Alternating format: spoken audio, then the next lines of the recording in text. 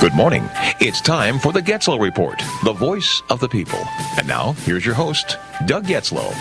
Good morning. Welcome to Getzlow Report. We're glad to have you joining the Phoenix Network. And the Phoenix Network is expanding again. We have a new country that has listeners to the Phoenix Report since yesterday, Bulgaria. So we welcome all of our Bulgarian listeners.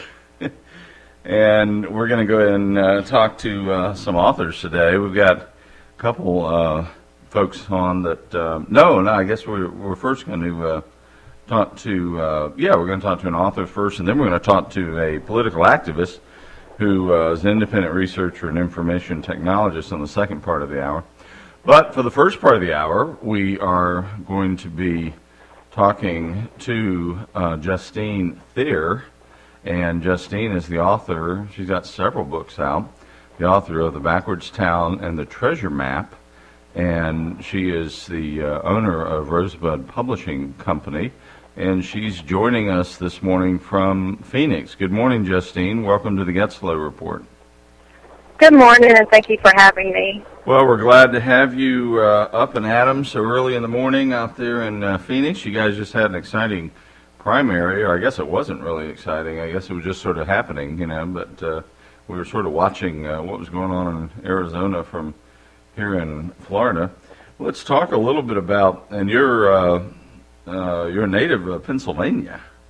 So you made quite a trip, but you've also lived here in Florida also.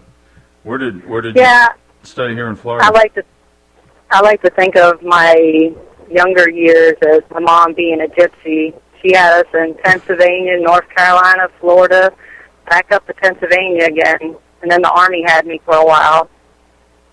Well, that's excellent. We salute you for your service. We thank you for serving the United States of America. We're very proud to have people like you join us here on the Getzlow Report.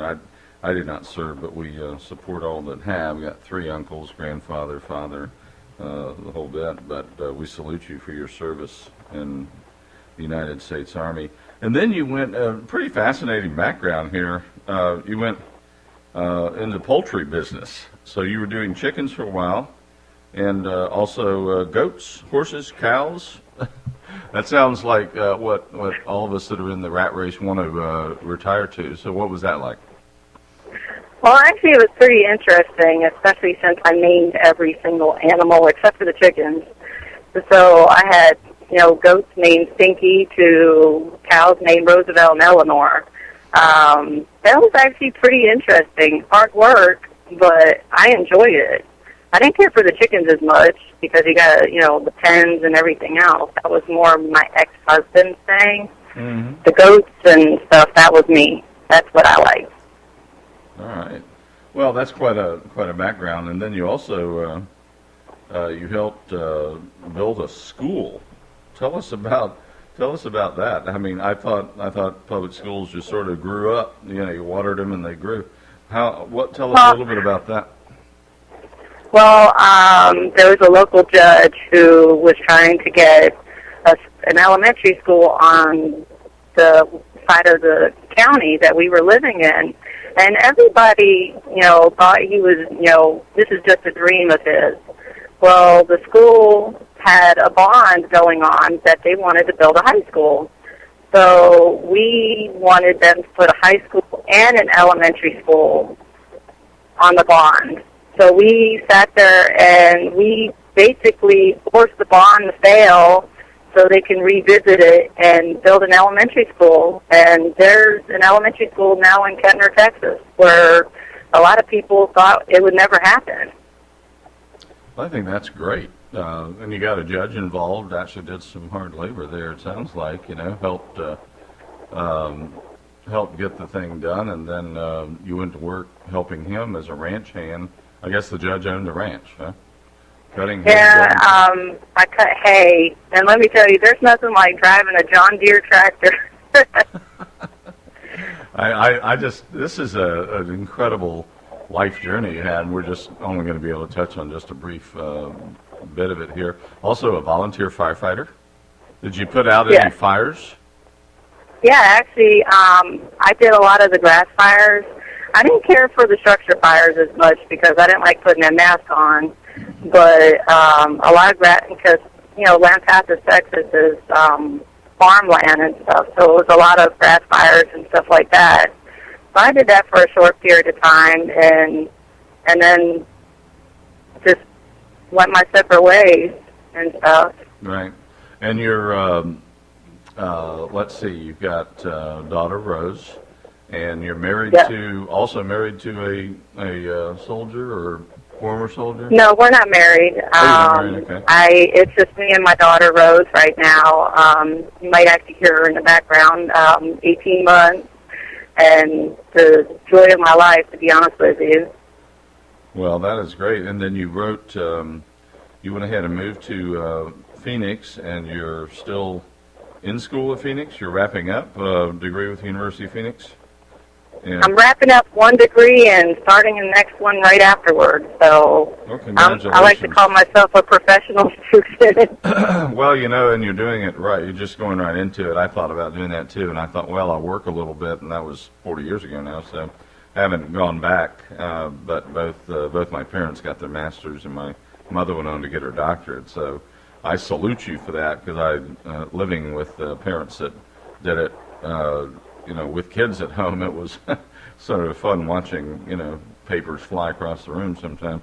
But anyway, we salute you for that. I think that's great. Well, let's go ahead and talk a little bit about the books. How did you come up with the concept for the story, and what is the story of the treasure map? And then we'll talk about While You Were Gone also. The concept around the treasure map is it's during the Civil War time period, and there's a little girl named Rose, of course, and they're about to close down the orphanage, and they find a treasure map, and they go on the hunt for Blackbeard's treasure to save the orphanage, and there's several people who are trying to get the treasure before them. So it's, her and a bunch of the other orphans that go on the hunt. They're around third grade age and stuff. So it's hard to understand the concept. It's like, I was just sitting there thinking about one day, like, okay, I wrote one book, what's the next one? And it just came to me when I was just walking my daughter the one day, and I just started writing it. That's great. And While You Were Gone was actually me trying to figure out what to give my daughter for a Christmas present. What better present than to document her life while her daddy was in Iraq? Mm-hmm. So thank God for the baby book. So I sat there and I had everything written down, and my illustrator, illustrated it perfectly from Facebook pictures that I have on Facebook with me and my Rose, and that's basically how that was born. Well, this, a lot of people talk about writing books, and 99% of us never do.